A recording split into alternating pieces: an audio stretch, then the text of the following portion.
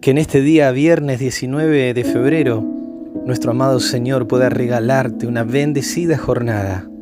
Y recuerda que el mejor lugar en el que podemos estar es sin duda en la presencia de Dios. Y así comenzamos estas reflexiones compartiendo las experiencias de los personajes bíblicos. Y en esta semana nos hemos centrado en la vida del profeta Elías. Y para este profeta del Señor, que como vimos en el primer tema, él había declarado que vivía en la presencia de Dios. Para él también la oración era central en su vida cristiana, como asimismo vivir por la palabra de Dios.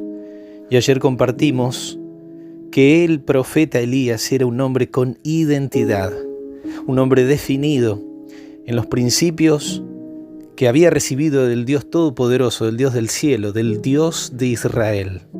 Y en un contexto en el cual el mismo pueblo de Dios, el pueblo de Israel, vivía apartado de él. No obstante, Elías se mantenía firme en sus convicciones. Su relación con Dios era inamovible. Y es Elías en el momento de la crisis, es donde lleva al pueblo a tomar una decisión, a definirse si adorarían al Dios de Israel, al Dios que proveía para sus necesidades, o si servirían y adorarían a Baal o a alguno de los otros dioses. Y es en el capítulo 18 del libro de Primera de Reyes, donde Elías hace que Israel sea congregado, sea convocado ante su presencia, juntamente con los profetas de Baal y los profetas de Acera. Se contaban de a cientos, 450 profetas de Baal, 400 profetas de Acera. Y allí Elías, solo como profeta de Dios, los iba a confrontar a través de la adoración. Y aquel Dios que respondiere a través de la adoración sería justamente el Dios verdadero, el que iba a proveer para las necesidades de sus hijos. La propuesta de Elías era construir 2 altares, un altar para Jehová y un altar para Baal. Se pondrían en cada uno de esos altares un buey para holocausto, pero el Dios que respondiere por medio de fuego consumiendo el holocausto, ese sería Dios, el único Dios verdadero. Comenzaron entonces los profetas de Baal. Y encontramos esta historia allí, como hemos dicho en el libro de Primera de Reyes, capítulo 18, específicamente los versículos del 19 al 29. Y habiendo construido el altar, los profetas de Baal pusieron allí el buey y comenzaron su culto de adoración. Y yo quisiera que nos centremos en la expresión de adoración de los profetas de Baal en contraste con la expresión de adoración de Elías. Allí estaban los profetas de Baal y puntualmente, fíjense, final del versículo 26 dice que estaban saltando cerca del altar. Versículo 28 dice que ellos clamaban a grandes voces. Y al principio del versículo 29 dice que pasó el mediodía y ellos siguieron gritando frenéticamente. Y aquí en esta adoración de los profetas de Baal vemos elementos de la falsa adoración. Una adoración que en gran medida se basa en lo emocional, en lo emotivo. Explosiones de éxtasis, los sentidos estimulados, como allí se presentan los versículos 26, 28 y 29. La danza, el baile, los clamores a grandes voces, los gritos frenéticos. Y tristemente también hay mucho de esto en iglesias cristianas. El show, que si no estimula a los sentidos, no satisface el hecho de estar en un lugar que no tenga estas características.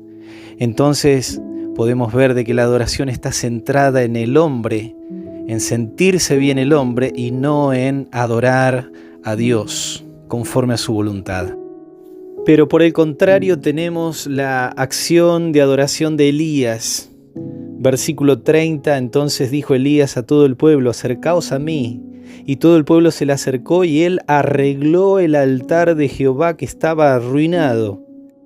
Primera parte del versículo 32 dice, edificó con las piedras un altar, pero un altar en el nombre de Jehová.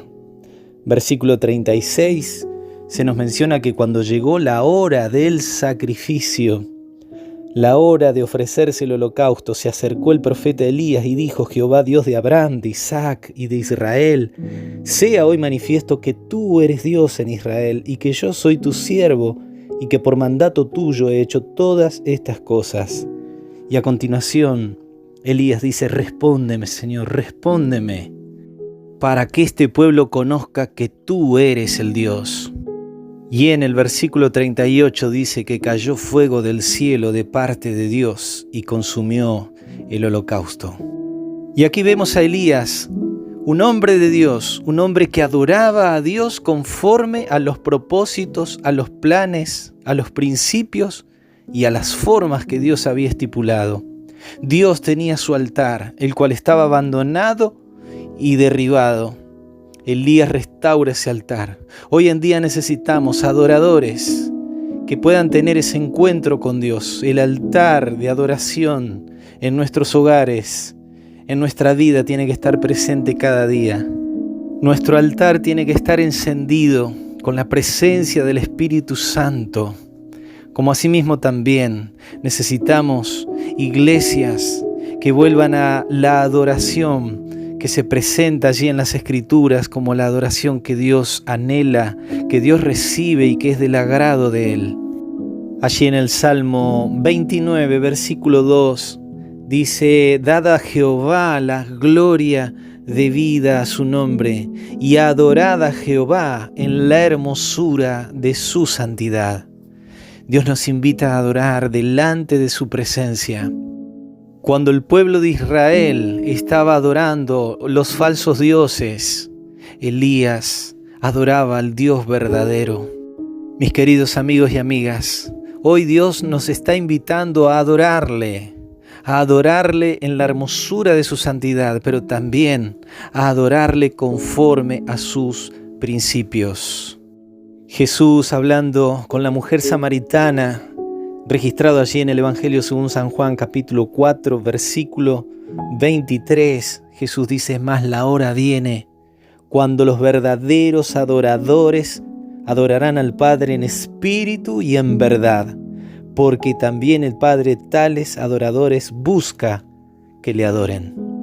Y ese tiempo es ahora. Este es el momento de adorar a nuestro Dios en espíritu, pero también en verdad, la verdad que está reflejada en las Escrituras, en la palabra de nuestro Dios. Te invito, mi querido amigo y amiga, a poder permanecer en su presencia como verdaderos adoradores.